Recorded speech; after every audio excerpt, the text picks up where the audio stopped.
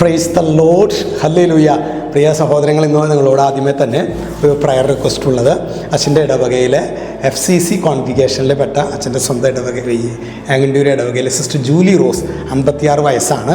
പെട്ടെന്നൊരു പനിയൊക്കെ വന്ന് സിസ്റ്റർ ഇന്നലെ ഞായറാഴ്ച മരണപ്പെട്ടു. ഇന്ന് മൃതസംസ്കാരം പടവരാട് കോൺവെൻറ്റിൽ വെച്ചിട്ടാണ്.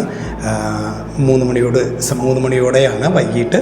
നിങ്ങളുടെ പ്രാർത്ഥനയിൽ സിസ്റ്റർക്ക് വേണ്ടി പ്രത്യേകമായിട്ട് ഓർത്ത്, നല്ല കൃപയുള്ള നല്ല വിശുദ്ധയായ ഒരു സിസ്റ്ററാണ്. സിസ്റ്ററിൻ്റെ മരണം ശരിക്കും സമരസഭയിലായിരിക്കുന്നത് നമ്മെ സംബന്ധിച്ച് ഒരു വേദനയാണ്. അവരുടെ കുടുംബക്കാർക്ക് വേണ്ടിയൊക്കെ നമ്മൾ പ്രത്യേകമായിട്ട് പ്രാർത്ഥിക്കണമെന്ന് ഓർമ്മിപ്പിക്കുന്നു. ഇന്ന് നമ്മൾ ധ്യാനിക്കുന്നത് വിശുദ്ധ മത്തായിയുടെ സുവിശേഷം 6-ാം അധ്യായം 1-ാം തിരുവചനം. അവിടെ ധർമ്മദാനം നമ്മൾ ചെയ്യുമ്പോൾ ശ്രദ്ധിക്കേണ്ട കാര്യത്തെക്കുറിച്ചാണ് ഈശോ പഠിപ്പിക്കുന്നത്. മറ്റുള്ളവരെ കാണിക്കാൻ വേണ്ടി അവരുടെ മുൻപിൽ വെച്ച് നിങ്ങളുടെ സൽക്രമങ്ങൾ അനുഷ്ഠിക്കാതിരിക്കാൻ സൂക്ഷിച്ചുകൊള്ളുവിൻ, അല്ലെങ്കിൽ നിങ്ങൾ സ്വർഗസ്ഥനായ പിതാവിങ്കൽ നിങ്ങൾക്ക് പ്രതിഫലമില്ല. അതായത് നമ്മൾ ചെയ്യുന്ന നന്മയായൊരു കാര്യം അതൊരു 10 പേര് കാണണം, അതൊരു വലിയ ഫോട്ടോയിൽ വരണം, ഞാനൊരു സംഭവമാണെന്ന് അറിയിക്കണം. ആ രീതിയിൽ പ്രിയ സഹോദരങ്ങൾ ഒരു ചിന്താഗതി എൻ്റെ ഉള്ളിൽ എവിടെയെങ്കിലും ഉണ്ടെങ്കിൽ പ്രിയ സഹോദരങ്ങളെ, അത് സ്വർഗത്തിൻ്റെ നീതിക്ക് എതിരാണ് എന്ന് വചനം പഠിപ്പിക്കുകയാണ്.